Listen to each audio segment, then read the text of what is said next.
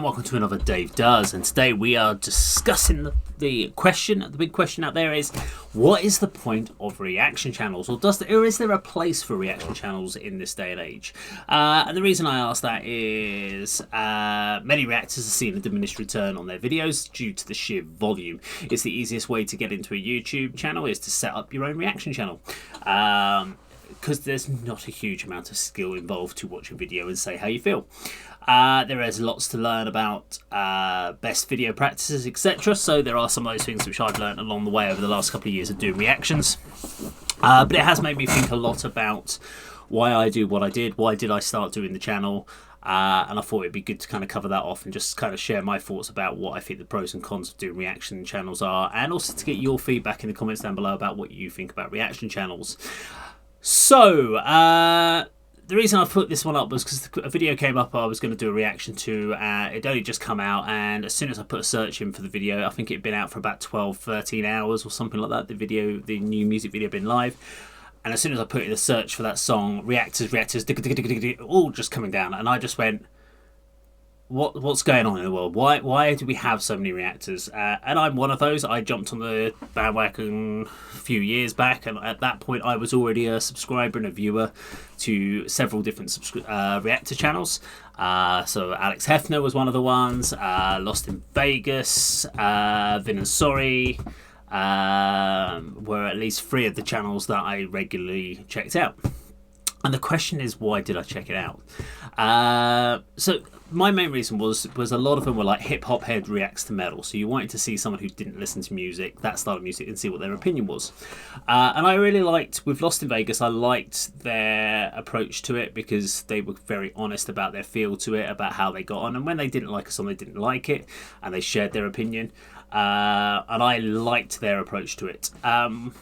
What I've seen a lot more of now is, especially with the newer channels that have come through, is a lot of clickbait thumbnails.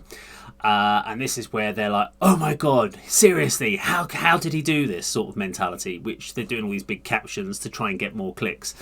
And I think that's actually going against reaction channels now, in the sense of what is the point of a reaction channel. So what are the point of the reaction channel, which is my title of this video. So what do I see the point of reaction channel is to give honest feedback on a song. So whether it's really positive or whether it's very negative. I don't think there's a really negative, but you can give constructive thoughts about what you think of a song, unless something is just god awful. And I haven't really come across much of that. There's a couple of songs that I've come across which I just absolutely infuriated me, and I have said that. But generally I don't say something's awful, and I learnt that at the early stages. But I don't see, if you're just, the problem is the people that will watch a reaction video are the people that are fans of that band.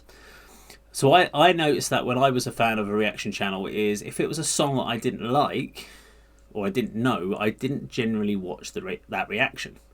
I only watched it if it was a something I liked. So for instance, one of the ones I watched on a more than once occasion was Lost in Vegas doing their reaction to Holy Wars by Megadeth. Why? Because it's a great song, but also they did a great reaction to it. So it was one of those reactions I wanted to watch again and again. But when they picked some other songs like Tool and stuff like that, because I wasn't a fan of the band, I never watched it. And that's one of the biggest problems for reaction channels, is finding a song that so many people want to see someone else do a reaction to. So that's your first problem you're going to get, is there is no sustainability. There is no guarantee. You can get one video that can have thousands of views, one video that can have hardly any views. So you've got no real guarantees there. So that's a negative that goes against it. There is a massive amount of channels out there. So many reactors doing different ways of reacting. So it's very difficult. There's a lot of, I would class them as fake reactions. And what I mean by fake reactions are the reactions where they seem overly shocked. They seem amazed by something. Now my challenge is, if you listen to that much music, how can you be amazed? You can appreciate technical ability, you can appreciate the amount of work and the artistry that goes into something, but to be shocked by something, you should only be shocked by something that you've never seen before or never heard before. And if you do as many reactions as a reactor really genuinely does, or listens to his music as much as we do, because how can you give unless you're basically, they go, idiot person reacts to something because they've never heard music before, then fair enough. But once you've done a few reactions, if you've got a few hundred videos under your belt, you should stop being so shocked. So I get a little bit frustrated with those reactions, which is one of the reasons I don't do it that way. But hey, everyone does their own thing, so that's fine. That's just a bug for me. I think, to be honest, the viewers have clocked onto it quite quickly with the fake reactions, so they kind of know that. I think only really the original channels, the channels that sort of started off or built up their following in the 5-6 years ago, will have that sustainability to kind of bring it on, unless the current reaction channels adapt, because the return is minimal.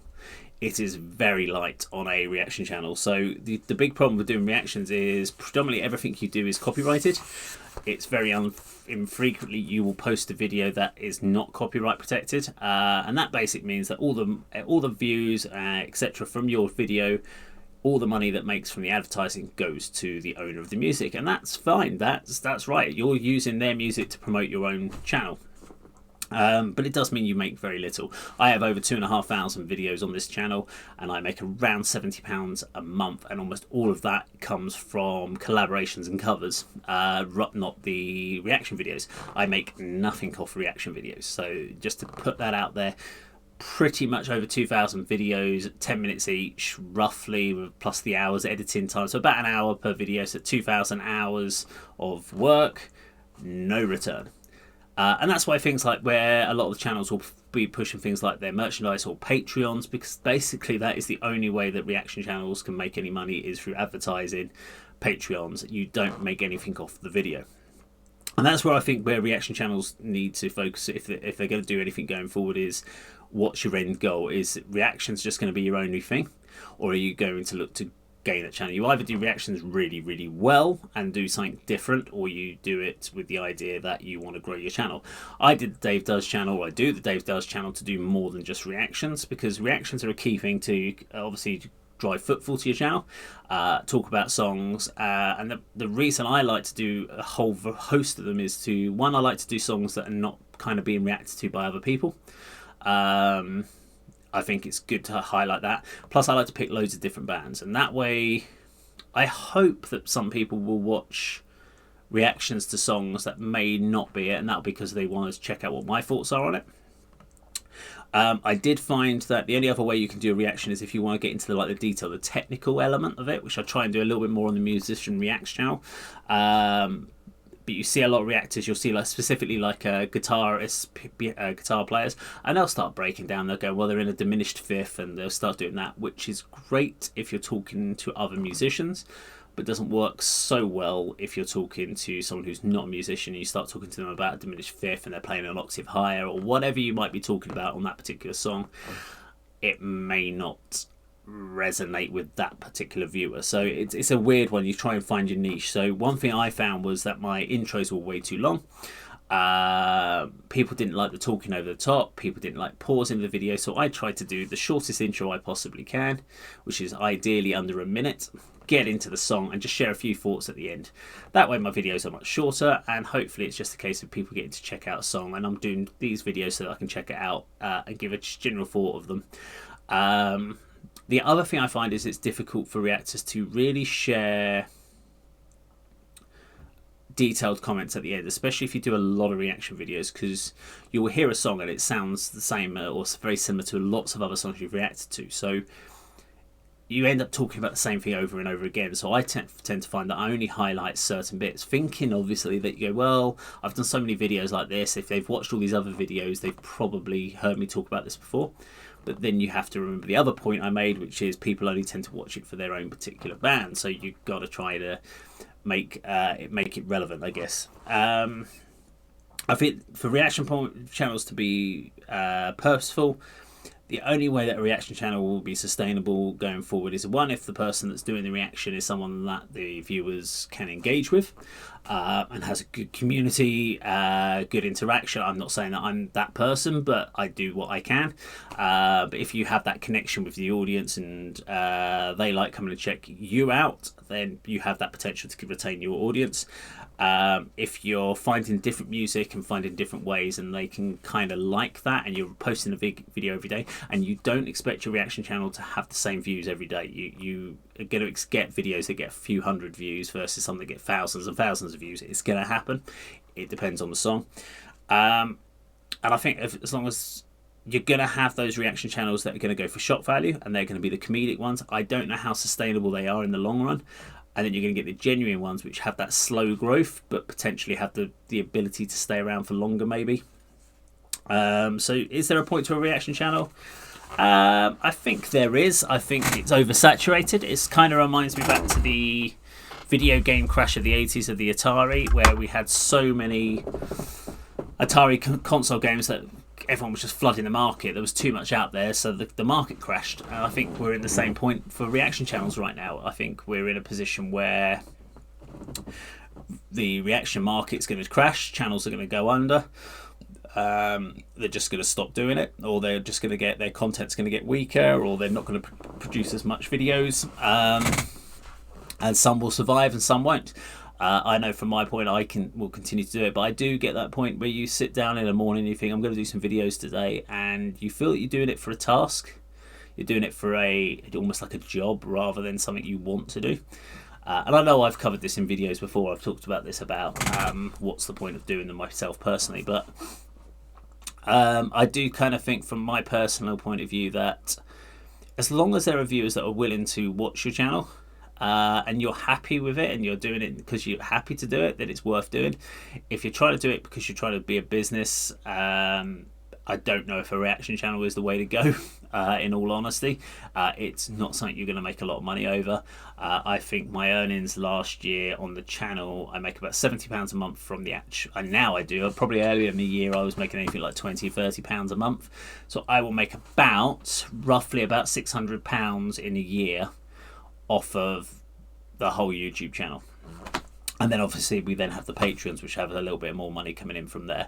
And that's always beneficial, because this is all stuff that helps for doing some of the other things. And there are things I have to pay money for. There's like the video editing software. There's a monthly fee of £10 a month that has to come out for that. I pay yearly subscriptions on certain things. So there are certain bits that I have monthly costs that come out, like the PO box that was recently set up. So having a PO box in the UK costs £30 a month. So if no one sends anything into the channel, no one sends anything into the channel. But I still need a PO box. I don't want to give out my own personal address either on posting it all over YouTube where I live. So obviously you need to have these services. So this all costs money, and it's an outgoing. So I don't really make anything, and I don't think reaction channels generally do. But there are definitely people out there that do obviously make some money somehow. That's mainly talking about music channel reactions. What about other places? Because I used to watch like the reaction channels with the kids react.